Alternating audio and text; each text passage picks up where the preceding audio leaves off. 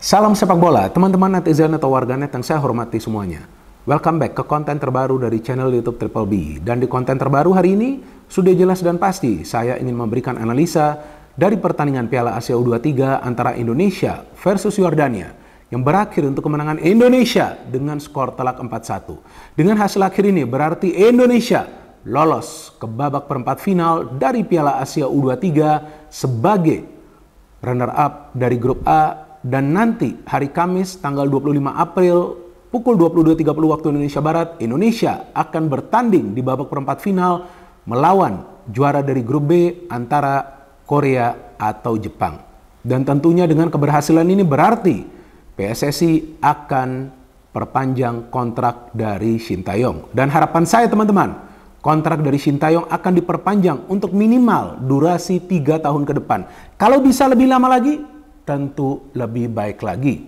Dan dengan keberhasilan ini juga berarti, jika saya salah silakan kalian koreksi ya, berarti Shin Tae-yong adalah pelatih pertama Indonesia yang berhasil membawa timnas Indonesia senior lolos dari fase grup Piala Asia dan timnas Indonesia U23 lolos dari fase grup Piala Asia U23.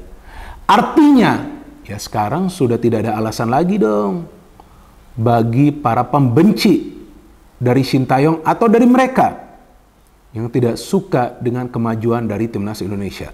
Dan saya harapkan kalian yang merupakan pembenci dari Shin Tae-yong dan yang tidak suka dengan kemajuan dari timnas Indonesia, sadarlah sebelum terlambat. Dan bukan saja Indonesia berhasil lolos dari fase grup, tetapi permainan dari Indonesia sungguh luar biasa teman-teman.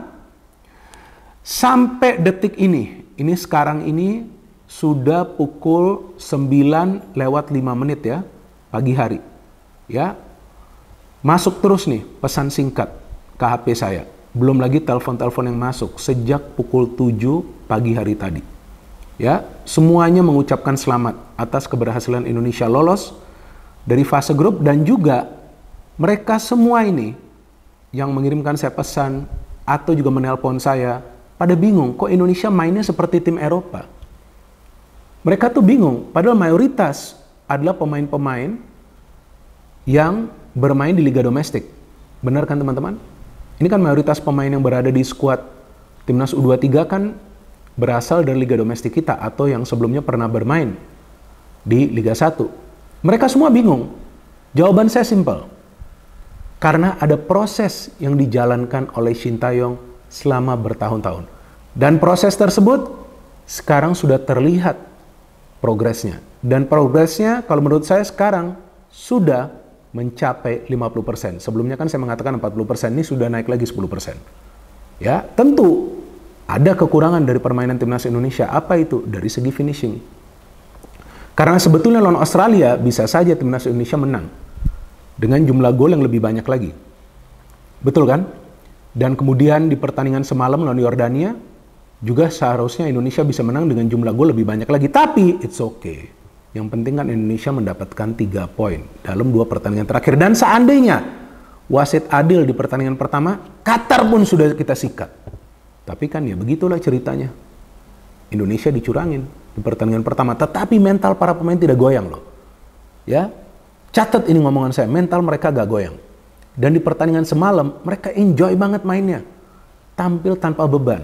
Dan sebelumnya juga ada target agar Indonesia minimal lolos dari fase grup itu, yaitu tampak tidak realistis di atas kertas. Kan saya katakan seperti itu. Tapi kan juga saya mengatakan gak masalah dong kalau kita bermimpi, tapi kita harus bermimpi dengan mata terbuka. Artinya harus fokus di pertandingan para pemain. Dan saya juga menjelaskan jika Indonesia full team untuk Piala Asia U23 ini, ya ini ada jejak digitalnya loh. Kalian bisa melihat salah satu konten dari Triple B tentang timnas Indonesia U23 yang akan berjuang di Piala Asia U23. Saya mengatakan ini ada jejak digitalnya. Jika Indonesia full team, maka Indonesia pasti lolos dari fase grup. Dan memang masih ada pemain yang absen seperti Alkan Begot. Tapi kan sekarang sudah ada Justin Hubner. Dan ketika Indonesia full team, kita lihat chemistry-nya luar biasa.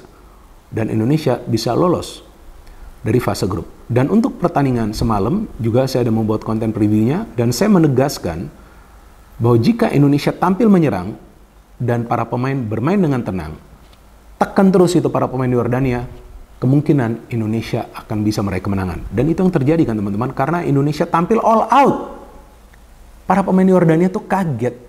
Justru saya melihat para pemain Yordania ini cengeng. Sedikit-sedikit mengeluh ke wasit. Buat apa? Kalau memang sudah membuat foul, ya udah akuin aja. Ya kan, para pemain Indonesia yang tampak begitu dewasa tidak terpancing dengan drama dari para pemain Yordania yang disenggol sedikit saja jatuh. Jadi memang terlihat ketika mental sudah terbentuk, fisik sudah kuat, stamina sudah prima, chemistry sudah menyatu, tidak ada yang bisa menghentikan Indonesia. Betul kan? Masuk terus itu bola ke ruang pertahanan dari Yordania. Dan juga memang kita melihat passing dari para pemain jauh lebih baik daripada di pertandingan-pertandingan sebelumnya. Kenapa? Karena sekarang mereka tahu jarak gak boleh jauh. Kalaupun ada long ball, ada dua pemain yang akan bergerak untuk mencari ruang. Jadi jika satu pemain miss, akan ada pemain lainnya. Dan saya melihat pemain yang bermain di lini pertahanan dengan pemain yang bermain di tengah sampai pemain yang bermain di depan itu semuanya punya sinergi yang baik. Jadi sinergi antar lini dari Indonesia ini sudah terjalin. Kenapa? Karena Shin Tae-yong tidak banyak melakukan perubahan di line up dari pertandingan pertama ke pertandingan ketiga agar kesatuan dan juga saling pengertian di antara para pemain Indonesia itu tidak terganggu. Karena ini kan turnamen ya, dan ini kan timnas. Para pemain ya gak selalu bermain setiap pekan kan, jadi gak gampang untuk bisa menyatu di sebuah turnamen. Tim-tim besar juga sama seperti itu, mereka membutuhkan waktu. Tapi ketika sudah dapat itu chemistry, nah Indonesia mainnya cantik banget loh. Ya dan memang seperti yang saya selalu katakan, permainan cantik ini adalah bonus ya. Yang penting kan Indonesia bisa menang. Dan finishing itu yang harus diasah. Finishing harus lebih bagus lagi. Oke, bisa mencetak 4 gol, bagus. Tapi di next match nanti lawan Korea atau lawan Jepang, finishingnya harus bagus. Dan harus juga bermain tanpa beban seperti di pertandingan semalam. Bahkan di platform lainnya, di Hassani Corner yang saya ada membuat konten, ya bahkan saya upload juga di IG story saya sudah mengatakan bahwa feeling saya Indonesia akan menang. Dan memang sih, feeling saya kan tidak selalu benar, tetapi sering benar. Ya, jadi teman-teman yang telah mengikuti saya untuk beberapa tahun terakhir, kalian akan tahu bahwa ketika saya memberikan prediksi itu gak ngasal. Bukan karena saya pendukung dari tim A atau tim B, atau karena saya pecinta dari timnas Indonesia, enggak. Saya akan memberikan prediksi sesuai dengan fakta.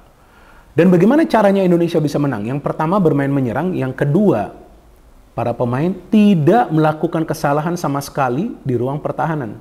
Dan juga tidak terpancing dengan skill individu para pemain Yordania. Kan saya katakan skill individu mereka ini bagus. Maka itu para pemain memang melakukan banyak pelanggaran tetapi tidak ada yang keras. Maka itu aman. Gak ada yang terkena kartu merah. Tapi dari flow of the game terlihat dari menit-menit awal Shin Tae-yong meminta para pemain pokoknya nyerang, tekan dulu. Maka itu belum juga 5 menit Rafael Struijk sudah mendapatkan peluang. Kita lihat proses serangan Indonesia itu seperti apa. Tadi kan sudah saya katakan ada sinergi antar lini. Rizky Ridho ini benar-benar bagus di lini pertahanan. Long ball dia atau direct pass dia ini cenderung akurat. Dia memberikan direct pass kepada Fajar, Fajar cutting inside memberikan crossing, Witan melakukan pergerakan dan Rafael Struijk sayang sekali gak mencetak gol. Ketika saya melihat momen itu, jujur nih ya, dalam hati saya sudah yakin Indonesia menang. Karena ini enak banget mainnya gitu. Loh, baru juga beberapa menit sudah bisa menciptakan peluang yang berbahaya. Dan setelah itu kan terbukti. Indonesia berkali-kali menciptakan peluang. Cuma memang ada satu masalah di posisi sebelah kanan ya. Fajar sering out of position. Kenapa saya ngomongnya agak susah? Karena saya lagi senang sekali nih teman-teman. Jadi lagi emosional juga. Senang sekali Indonesia bisa lolos. Terlalu senang lah. Gak bisa saya jelaskan dengan kata-kata. Saya sangat senang. Oke, jadi saya lanjutkan ya. Jadi harap maklum lah kalau saya ngomongnya agak sulit. Karena ini emosinya lagi tinggi, bukan emosi marah. Bukan, tapi emosi senang banget. Bahkan adrenalin saya ini lagi tinggi banget nih. Ya tapi harus kerja juga. Ya kan hari ini kan hari Senin. Gimana ya? Gak apa-apa. Maka itu saya buat konten ini dulu. Nanti siangan saya upload. Terus ya kembali ke pertandingan. Nah, saya sudah yakin nih Indonesia bisa menang. Karena mainnya sudah enak banget. Rafael Struijk dapat lagi peluang, ya kan? Yang dia shooting tuh dari luar kotak penalti. Dan kemudian ada juga peluang dari Witan. Witan enak banget mainnya dengan Marcelino. Jadi ketika chemistry ini jalan di depan udah aman bagi kita. Dan kemudian lihat, sebelum penalti itu kan ada permainan di antara para pemain Indonesia. Mungkin ada 3-4 pemain yang terlibat, kemudian Rafael Struijk itu dilanggar. Itu kan pelanggaran. Ngapain lagi sih pada protes, ya kan? Jelas itu pelanggaran. Didorong kok Rafael Struijk ini, walaupun ya pemain Jordania pintar juga, kayak seperti mau menghindar. Dan penaltinya bagus sekali dari Marcelino, ya kan dingin banget dia. Marcelino mainnya bagus banget. Dia bisa mencetak gol. Nah, ini gol yang penting bagi Indonesia. Karena mereka sudah mencetak gol pertama. Dan setelah itu Indonesia gak berhenti menyerang. Karena Yordania udah kaget, gak dapet irama mereka. Dan Yordania memang mainnya kan menyerang, saya jelaskan. Tapi pertahanan mereka ini lemah. Kenapa lemah? Karena lebih banyak pemain yang terlibat dalam proses serangan. Sehingga di tengah mereka tidak punya cover. Mereka tidak punya filter. Tapi kita punya. Siapa pemain tersebut? Nathan Choaon. Maka itu bagi saya man of the match dari pertandingan semalam itu adalah Nathan. Badak ini pemain di lini tengah. Gila gak tuh? Badak ini. Sulit banget melewati dia, tapi delivery bolanya ke depan. Ya, umpan-umpannya ke depan itu gak ada yang miss. Akurat semua. Gila lu ini pemain lo. On fire banget lo dia. Kiri kanan kakinya nih jalan dua-dua, hidup. Nah, jadi ketika kita punya pemain seperti Nathan, ada Ivar juga yang bisa fokus menyerang, Marcelino menyerang, udah enak permainan dari Indonesia. Maka itu gak butuh waktu lama. Kemudian Rizky Ridho yang memulai serangan, memberikan bola kepada Marcelino, Marcelino ke Rizky. Rizky no look pass. Tanpa melihat, memberikan bola kepada Witan. Witan finishingnya luar biasa dengan kaki kiri. Cantik. Sudah 2-0, saya sudah feeling udah ini milik Indonesia. Maka itu babak kedua, Indonesia sedikit mengendurkan serangan. Tapi setiap kali menyerang tampak begitu berbahaya. Banyak sekali peluang dari Indonesia juga kan di babak kedua. Walaupun nggak semuanya on target. Sebelum akhirnya Indonesia bisa kembali mencetak gol melalui lagi-lagi proses kerjasama yang rapi. Arhan kalau nggak salah kepada Witan. Witan satu sontekan kepada Marcelino. What a finish. Selesai. Game over Yordania. Karena gol ketiga ini sangat dibutuhkan untuk kill the game. Oke, Yordania bisa mencetak gol. Tapi menurut saya ini keberuntungan juga. Pemainnya shooting terkena Justin Hubner kan. Bola kemudian berubah arah menjebol gawang. Ini termasuk lucky goal lah ya. Tapi kemudian Indonesia kan nggak bertahan juga. Ya kan, Pratama Arhan yang sebelumnya sudah mencetak gol dengan lemparan ke dalam. Tapi kan nggak boleh begitu ya kan. Di babak pertama langsung gol. Pakai tangan kan, throw in. Akhirnya throw in lagi, memberikan bola ke tengah. Ada Komang Teguh yang mencetak gol keempat dan melengkapi kemenangan bagi Indonesia. Yordania cuma punya 2 peluang yang berbahaya. Oke. Dan satu itu peluang mereka itu sebetulnya bukan peluang lah. Kan dia shooting mungkin akan belum tentu juga nyampe ke gawang Indonesia kan, tapi terkena Justin Hubner. Jadi peluang mereka sebetulnya hanya 2. Hanya 2 loh sepanjang 90 menit. Padahal ini tim di 2 pertandingan awal, jujur kalian bisa lihat lagi mainnya bagus. Tapi lawan Indonesia kena mental mereka. Nah, artinya Indonesia sudah punya mental yang kuat, chemistry-nya sudah bagus, teknik permainan mulai meningkat. Ini semua berkat proses bertahun-tahun yang dijalankan oleh Sintayong dan juga ada kesatuan di antara para pemain Indonesia. Betul kan teman-teman? Ini mereka bersatu luar biasa di atas lapangan. Kalau perlu mereka berkeringat darah untuk mempersembahkan yang terbaik bagi Indonesia. Dan kita semua sebagai pemain ke-12 dan juga tentunya pecinta dan juga supporter dari timnas Indonesia tentu perlu berapresiasi kepada para pemain yang telah berjuang, kepada jajaran pelatih, kepada juga tentunya federasi yang semuanya ini bersatu. Betul kan teman-teman? Hubungannya begitu kondusif untuk bisa mempersembahkan yang terbaik bagi timnas Indonesia. Jadi ayolah kita semua bersatu, kita kawal timnas Indonesia U23 ini agar bisa melangkah lebih jauh lagi. Memang tidak akan mudah. Tidak ada yang mudah di hidup ini. Bahkan Sintayong saja yang sudah bekerja dengan benar, yang sudah bekerja keras, yang sudah berpikir secara keras pun masih saja dicarikan atau dicari kesalahannya atau kelemahannya. Dan memang sih di hidup ini, mau sebaik apapun kita, mau sebenar apapun kita, mau sepintar apapun kita, mau kerja kita nih sudah benar, pasti orang akan cari kesalahan kita. Tapi Sintayong tetap fokus untuk membentuk timnas yang kuat. Dan kita tentu harus support. Bukan 100%, 110%. Jadi saya sangat senang teman-teman.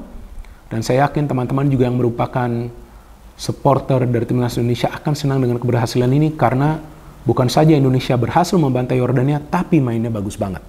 Ya, kita tunggu saja nanti pertandingan selanjutnya dari timnas Indonesia U23. Sementara ini kita rendah hati. Kita rendah hati, tolonglah. Gak perlu gembar-gembor. Ya, kita tunggu nanti next match dari Indonesia lawannya Korea atau Jepang, dan nanti kita memberikan full support lagi dan kita harapkan Indonesia bisa mendapatkan hasil akhir yang positif. Tapi yang sudah pasti kontrak dari Sintayong seharusnya akan diperpanjang dalam waktu dekat ini. Let's go Indonesia! No hate, no politics, only football. Tunggu sebentar, saya ingin berterima kasih juga kepada teman-teman yang mendukung kemajuan dari channel YouTube Bola Bung Binder, karena jumlah subscribers bertambah terus setiap menitnya. Luar biasa dukungan dari teman-teman. Dan seperti yang selalu saya harapkan dari teman-teman, agar teman-teman tetap konsisten mendukung kemajuan dari channel YouTube Bola Bung Binder. Dan jangan khawatir, apalagi takut, karena saya akan selalu memberikan analisa secara logis, pakai akal sehat, pakai akal sehat, pakai akal sehat. dan juga secara fair artinya netral. Sekali saya netral, maka saya akan tetap netral. Maka itu yang selalu saya ingatkan kepada teman-teman, bahwa Triple B bukan saja singkatan dari bola Bung Binder, tapi juga artinya Binder bukan buzzer. Senggol dong. No hate, no politics, only football. Salam sepak bola.